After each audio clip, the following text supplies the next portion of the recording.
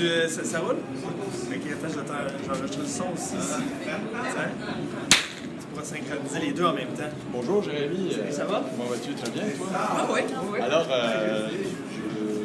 tu vas faire une performance humoristique un spectacle de gym. Est-ce que tu penses que tu vas avoir un bon accueil? Ben, en fait, c'est très drôle parce que là, l'organisation m'avait pas dit que je faisais une prestation.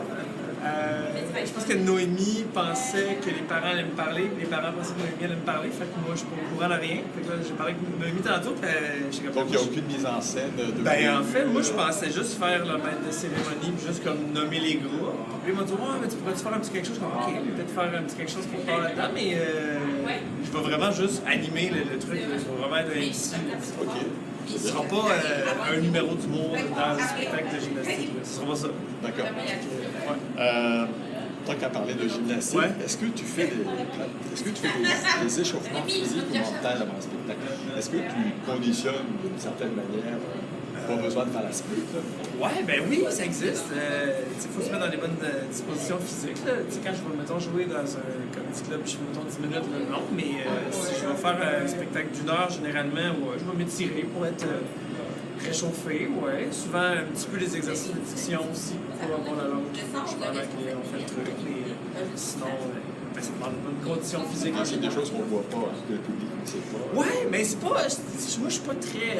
je connais des gens ou des comédiens, les autres, c'est vraiment intense, le réchauffement, ça prend une heure avant une prestation. Moi, je suis pas ce genre-là, non, mais oui, c'est important de rester en forme, ne serait-ce que pour se mettre dedans, quand...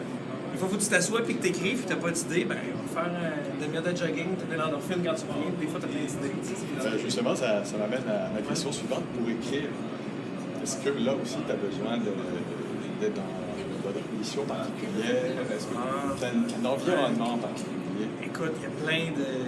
J'ai comme plein de processus différents. Je te dirais que... Ce qui est plate avec ce métier-là, c'est qu'on n'arrête jamais de travailler. Fait que souvent, je vois quelque chose, ou je témoigne quelque chose, ou je pense à quelque chose, puis je fais « Ah, c'est drôle ça, mais il faut que je le note tout de suite. » Fait que je suis constamment en train de travailler. Je vois des d'écriture. Ouais, toujours en train de faire comme « Ah, c'est drôle ça, qu'est-ce qui se passe? » Moi, mon téléphone est plein de notes, de plein d'idées, parce que j'ai appris une chose, c'est que quand tu fais « Ah oui, c'est bon ça, je vais écrire ça », ça n'arrive jamais. Fait que souvent, ça va m'arriver le soir, je suis pas capable de dormir, puis je me lève, je m'en vais écrire parce que ça me trotte dans la tête. Puis je sais que des fois, tu te réveilles la nuit, tu as une bonne idée, puis tu fais ah, je vais écrire ça demain, et on oublie toujours cette idée. Même le public oublie la plupart du temps. Ouais, exact. Tu sais, moi, je dis souvent à mes élèves, tu sais, une joke, tu sais, pour les fous, vous allez être assis à l'avant d'une page blanche, vous n'aurez pas l'inspiration, c'est comme un manque de respect envers votre créativité de ne pas noter une blague quand vous y pensez. Parce que vous allez être fâché, chaque fois vous allez vous ramasser dans une blanche puis pas avoir d'inspiration. Je trouve que l'humour, c'est une discipline très populaire. Ça suscite beaucoup de vocations et ça séduit un très large public. Peut-être qu'au niveau des idées, c'est quelque chose de très stimulant. Peut-être que ça connecte aussi, je pense, les Québécois avec leur histoire, avec leur actualité. Et je pense aussi que l'humour explique un peu donne aux Québécois une grande ouverture. Comment vois-tu, toi, l'humour? Il n'y a personne qui n'aime pas rire. Si tu n'aimes pas rire, t'es vraiment... Il y a un problème. Non, mais il y a quelque chose qui ne va pas bien avec toi. Tu as un traumatisme qui part si tu n'aimes pas rire. Puis là, je parle rire pas, aller voir des spectacles du monde. Les gens qui ne traitent pas sur cette forme de spectacle-là, puis je comprends, mais ultimement, ces gens-là rient dans la vie aussi. Généralement, quand tu ris beaucoup, tu passes du bon temps. Fait que je pense que c'est simple. C'est comme une bonne façon de faire sortir plein de trucs quand tu as besoin justement de décompresser. C'est une façon de dédramatiser beaucoup de choses aussi. On va essayer de... Souvent, on va dire « Ah, inquiète-toi pas, plus tard, tu vas en rire de ça. » Mais en ce moment, tu n'as pas de fun. Mais quand tu vas avoir une certaine distance, tu vas rire de ces événements-là. Fait que, ultimement, le rire sert aussi beaucoup à dédramatiser, à aider à passer à travers divers événements dans notre vie. Puis je pense que c'est fondamental, tu sais, à notre société parce que il y a des choses peut-être qu'on n'arriverait pas à dire sans humour. Ouais, exact. Il faut commencer par de l'humour. Oui. L'humour fait après arriver à quelque chose bien de passer des messages, effectivement. On ne verra jamais une publicité de Viagra qui ne sera pas drôle. C'est comme une façon de traiter le sujet. Peut-être qu'un jour, on va arriver à des choses pas drôles sur le Viagra. Oui, aussi, peut-être. Mais l'idée, c'est que moi, je ramène souvent au niveau étymologique, on dit compter une joke. Il y a quelque chose du conte. Il y a quelque chose de raconter à quelqu'un. Hey, dis pas quoi. C'est vraiment, on s'adresse aux gens. Pratiquement au théâtre, parce qu'on joue quelque chose, puis les gens le regardent, et comme un quatrième qui sépare les spectateurs de la représentation. Tandis que l'humour, il n'y a pas ça, le quatrième mur. On parle directement aux gens, parce qu'on compte. C'est un échange, c'est vraiment ça implique vraiment beaucoup plus le spectateur, parce que je dis quelque chose, j'ai une réponse. Je dis quelque chose, j'ai une réponse. Si je dis quelque chose, j'ai pas de réponse, ça marche pas. Comparativement au théâtre ou à la télé ou à la danse, où on fait notre performance, puis on n'est pas constamment en communion avec les spectateurs. C'est pas un échange de ping-pong. C'est vraiment... Il n'y a pas d'autre discipline à part le conte qui a cette relation-là. C'est intéressant. Ouais, c'est assez... Même l'impro, en quelque part, il y a un quatrième mur avec qui ne sont pas directement en relation, même si quand même c'est déjà plus un hybride entre les deux, mais vraiment le conte et l'humour, c'est ça. On jase ensemble. Ça, c'est spécifiquement québécois, je pense. Ben, l'improvisation en humour. Non, les Américains sont très forts là-dessus. Sur Netflix, en ce moment, il y a une série qui s'appelle Bumping Mics avec Dave Attell et Jeff Ross. Puis ils sont fous, ces deux gars-là. Ils montent sur scène et ils font juste du crowd work avec le public. Genre, salut, c'est quoi ton nom? Qu'est-ce que tu fais dans la vie? T'as faire des gags avec ça. Et les deux ensemble se relancent. C'est une demi-heure d'impro avec le monde. C'est important. Mais l'improvisation avec le jeu de l'impro de Robert Gravel a fêté dernièrement, je pense, c'est 40 ans, je ne me trompe pas. Mais le jeu d'impro comme tel, avec des matchs, avec des chandails de hockey qui existent depuis Robert Gravel ici, c'est assez récent, mais je veux dire, il y en a en France, il y en a en Belgique, il y en a en Suisse, un peu, mais c'est pas comme... Mais le théâtre improvisé existe depuis longtemps. Je pensais à la Comédia dell'arte en Italie. C'est quand même cool ça. Puis aux États-Unis aussi, beaucoup ce qu'on appelle le Whose Line Is It Anyway, qui est un show qui a vraiment fonctionné. Puis même à Montréal, en anglais, dans les soirées improv, il y en a beaucoup de ça. C'est des canevas de base, les comédiens sont là, puis ils jamment avec le public. Mais c'est pas des matchs d'impro, des chandails d'impro. Souvent, les gens pensent à l'improvisation, pensent uniquement à ça, mais c'est parce que ça a tellement été populaire. C'est ça l'image. C'est ça l'image que tout le monde a, ouais, effectivement. Moi, je travaille beaucoup avec l'impro dans mon processus créateur. Moi, je suis en rodage d'un nouveau spectacle, puis c'est ça, dans le fond, dans la salle. Moi, j'arrive et je vais faire une heure, là, mais j'ai rien préparé. Là.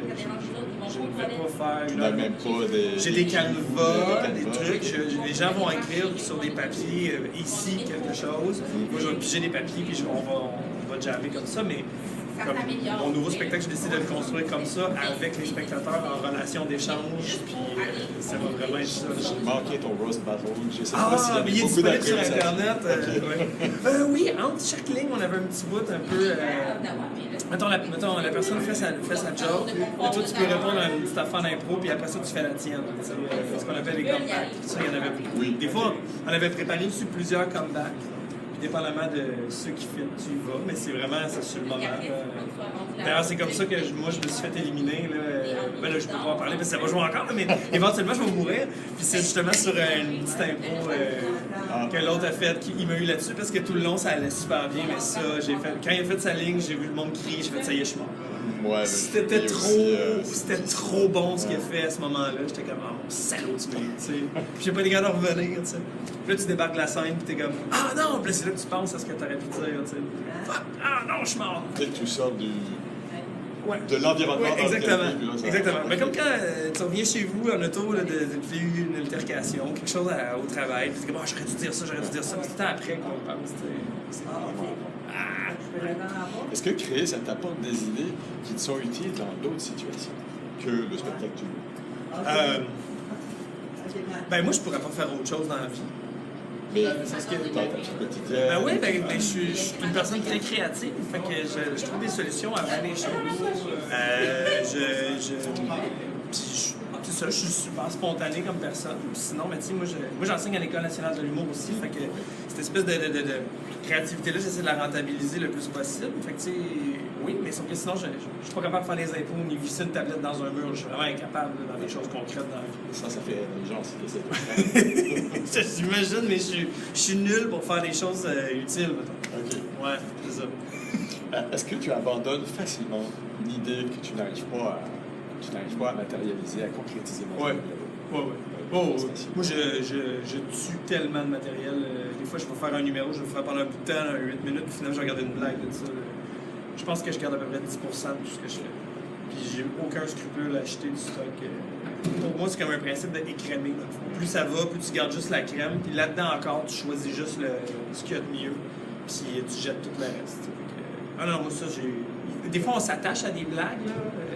J'ai beaucoup de collègues, des fois, ils sont comme « je l'ai, c'est vraiment beau, et puis tu n'arrives pas à le tourner. Mais un gag est jamais mort tant que tu n'as pas essayé plusieurs façons de travailler.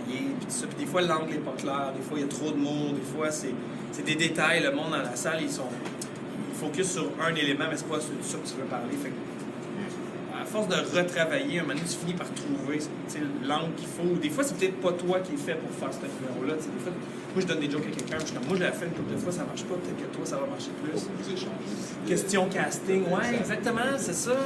J'avais une joke sur la grossophobie, une couple de fois, je la faisais, puis ça marchait semi. Puis j'ai donné une de mes amies qui est quand même assez en chair, puis elle a fait, ça marche au bout. Je suis comme, voilà, si toi, elle va bien, ce blague-là, fais-la. Mais non, mais je jette vraiment. Moi, je fonctionne avec, comme au baseball. Je donne 3 strikes à une joke. Ça fait 3 fois qu'elle marche pas comme je veux, c'est fini. C'est comme ça que ça marche.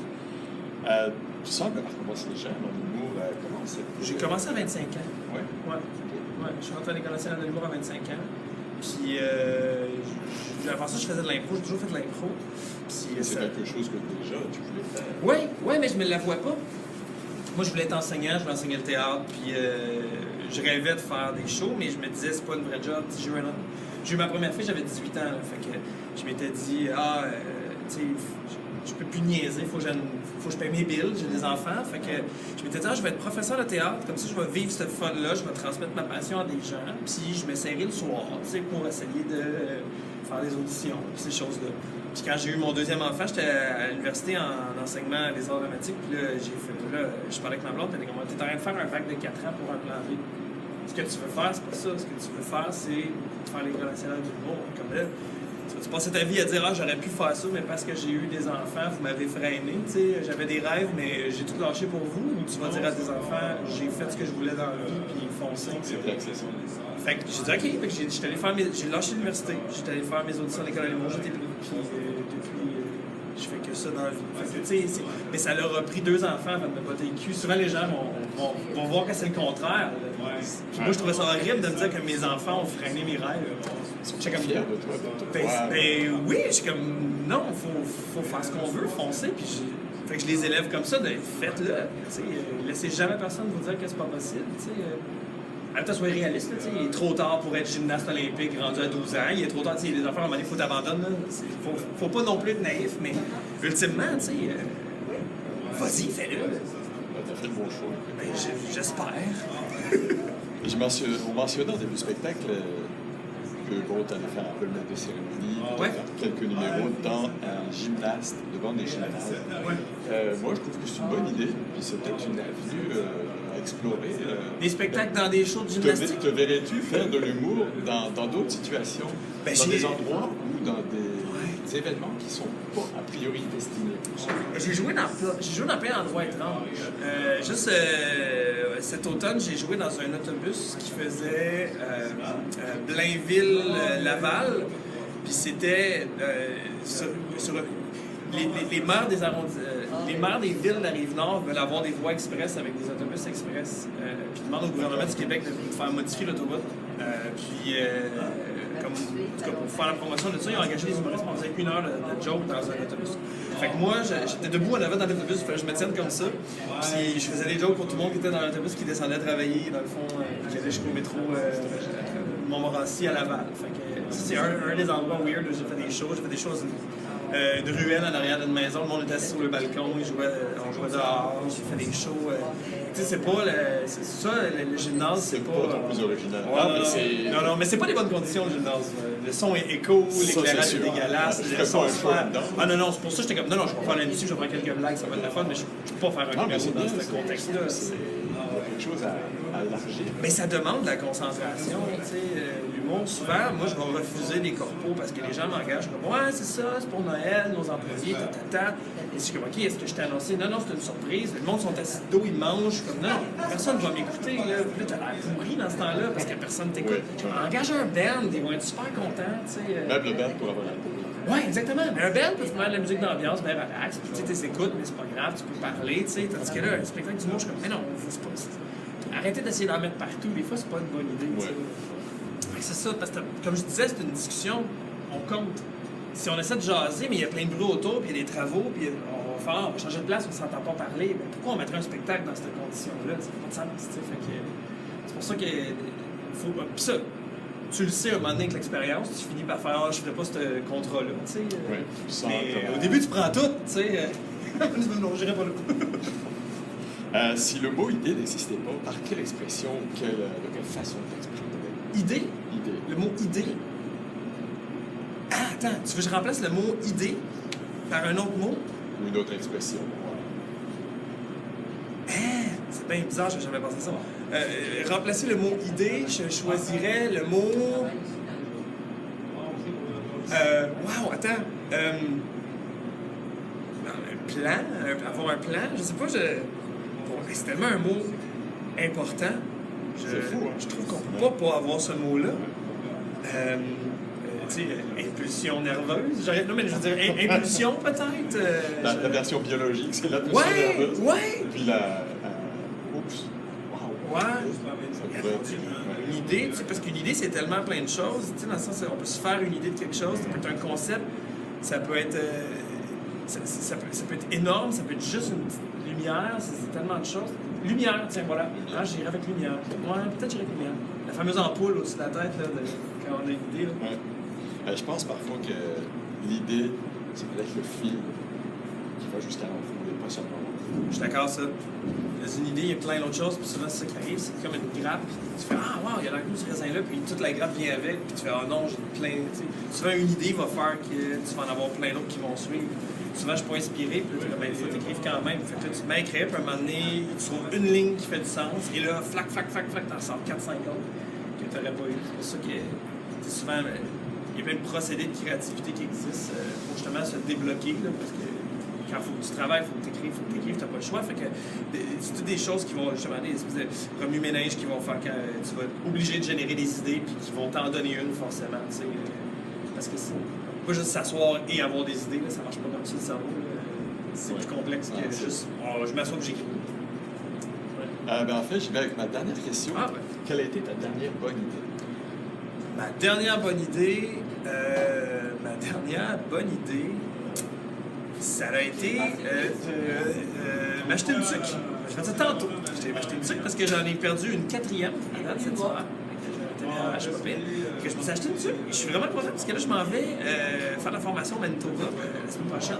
Ça a l'air qu'il fait moins 50 cet hiver au Manitoba. Fait que c'était une bonne idée d'avoir acheté une tuque. J'ai vu ça chez l'équipeur. Je pensais jamais acheter mes vêtements là-bas. Je m'attends chez l'équipeur, je l'ai vu sur le comptoir. Ouais. Et ma fille m'a dit, hey, pourquoi tu devrais l'acheter? Mais non, j'en avais acheté une la semaine dernière. Ah, bon, tu vois, t'es prévoyant. Moi, j'ai failli avoir la même. J'arrête pas de perdre mes tuques. Je suis vraiment pas heureux. Écoute, Jérémy, je te remercie beaucoup. Ça m'a vraiment fait plaisir. Et bonne chance pour l'Instagram. Merci beaucoup. Merci. Je t'ai pris le son ici.